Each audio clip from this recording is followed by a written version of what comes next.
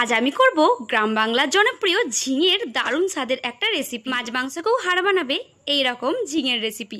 এই জন্য ঝিঙাটাকে ছাড়িয়ে টুকরো টুকরো করে কেটে নেব।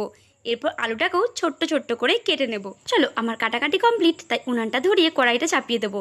কড়াইয়ের মধ্যে দিয়ে দেবো গোটা জিরে, হালকা ভেজে তুলে এটাকে একটা গুঁড়ো করে নেবো। আমরা গ্রাম বাংলার মানুষরা কিন্তু এইভাবে বাটা মশলা রান্নাই পছন্দ করি। এরপর কড়াইতে সর্ষের তেল দিয়ে গোটা জিরে আর কালো জিরে ফোড়ন দিয়ে টুকরো করা আলুগুলো দিয়ে হালকা ভেজে নেবো। চলো অন্যদিকে আদা আর লঙ্কাটাকে বেটে নিচ্ছি।